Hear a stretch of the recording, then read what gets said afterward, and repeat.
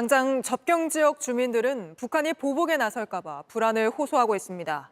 총격 사태까지 났던 지난 2014년의 악몽을 떠올리는 주민들도 많았고 정부가 대북 전단 날리지 못하게 막았어야 하는 거 아니냐는 불만도 나왔습니다.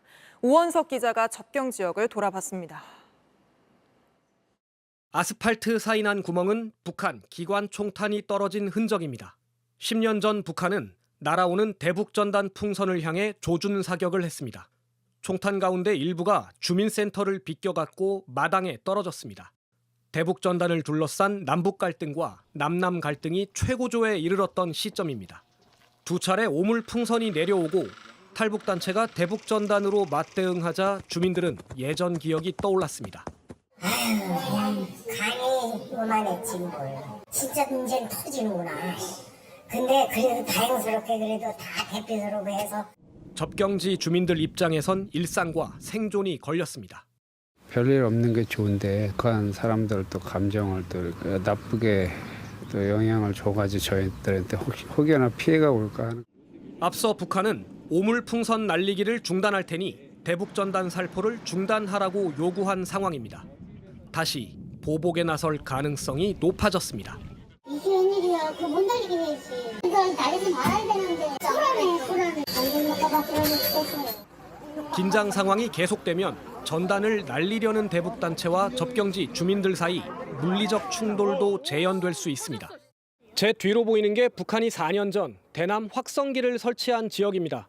여기서 불과 3km 떨어져 있는데 주민들은 아직도 그때의 불안했던 일상을 잊지 못합니다. 서로 확성기를 울리고 위협을 주고받던 시절은 이제 지나갔다고 생각했습니다.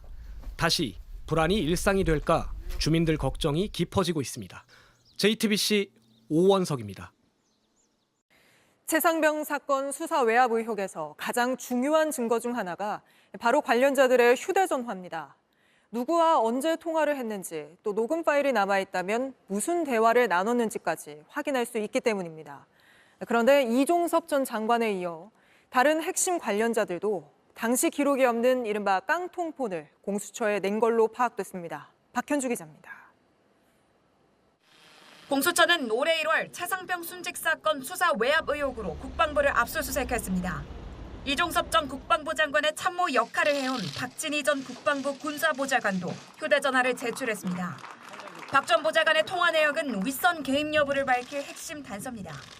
이 전 장관을 따라 해외 출장을 떠나려던 7월 31일 박 전 보좌관은 임기훈 당시 대통령실 국방비서관에게 전화를 걸었습니다. 브리핑이 취소된 직후 3시간 동안 6차례 통화를 나눴습니다. 이후 경찰로 넘긴 자료를 군이 가져와 재검토를 결정한 8월 9일까지 25차례 연락을 주고받았습니다. 하지만 제출된 휴대전화는 지난해 하반기에 바꾼 새 전화였습니다. 외압 의혹이 불거진 지난해 7월에서 8월 기록이 없는 이른바 깡통폰인 겁니다. 박 전 보좌관은 JTBC에 3년 가까이 사용해 성능상 휴대폰 교체 시기가 됐다고 설명했습니다. 사건 이첩 당일인 8월 2일 윤석열 대통령과 3차례 통화한 이 전 장관 역시 지난 3월 교체된 휴대폰을 제출했습니다. 이제 통신사를 통해 통화 기록을 확보하는 방법밖에 없습니다. 통화 기록은 1년간 보존되기 때문에 한두 달밖에 시간이 남아있지 않습니다. JTBC 박현주입니다.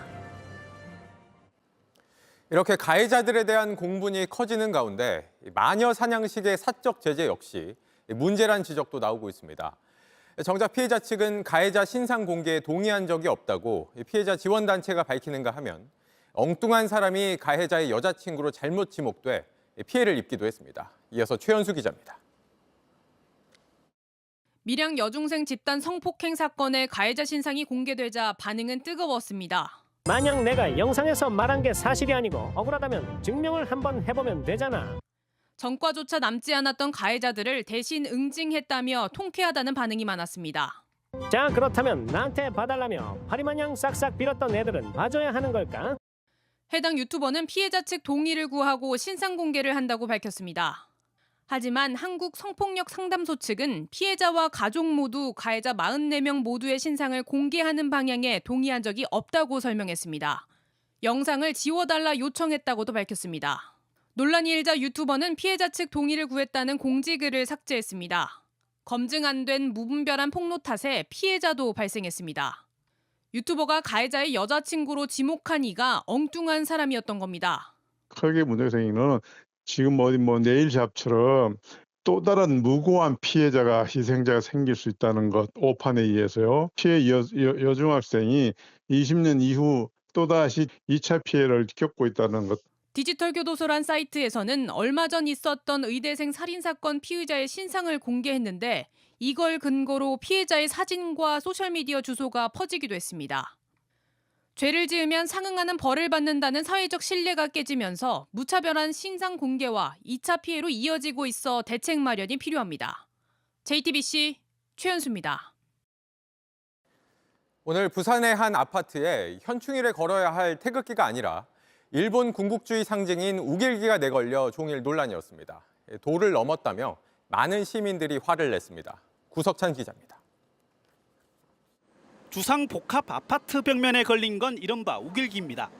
군국주의 시대 일본 군기로 사용됐고 전범기 논란을 빚어왔습니다. 하필 현충일 아침 온라인에 목격담이 돌기 시작했고 믿을 수 없다는 반응이 이어졌습니다. 찾아가 봤습니다. 태극기가 보여도 시원찮을 판에 아침에 문을 열고 저기를 봤는데 정말 눈물이 날 정도로 화가 치밀어 올라. 개인의 자유가 어디까지인지 모르겠지만 저런 도를 넘어서는 부분에서 주민들 항의가 이어졌고 관리사무소 측은 내부 방송으로 우길기를 내려달라고 요청을 반복했습니다. 하지만 답은 없고 문도 열어주지 않았습니다. 불만 있으니까 안 자라겠습니까? 쓰레기 막 무단 폐기도 하고 뭐 일종의 데모지. 문 앞엔 대국민 사기극은 끝났다는 알듯말듯한 글을 써 붙였습니다. 전화번호도 적어뒀는데 정작 다른 사람 번호였습니다. 혹시 일본 사람이 아닐까 했지만 한국인이었습니다. 이런 돌출 행동 처음이 아니었습니다. 지난달부터 한 달 가까이 일장기를 걸고 내리기를 반복하고 있습니다. 주변과 법적 분쟁이 있는데 그 항의 의미라고 했습니다. 지난해 3.1절에는 세종시에서 한 목사가 일장기를 내걸면서 논란을 만들었습니다. 규제가 있는 것도 아니라 뭘 내걸든 막을 수는 없습니다. 하지만 시민에겐 상식이 필요합니다. JTBC 구석찬입니다.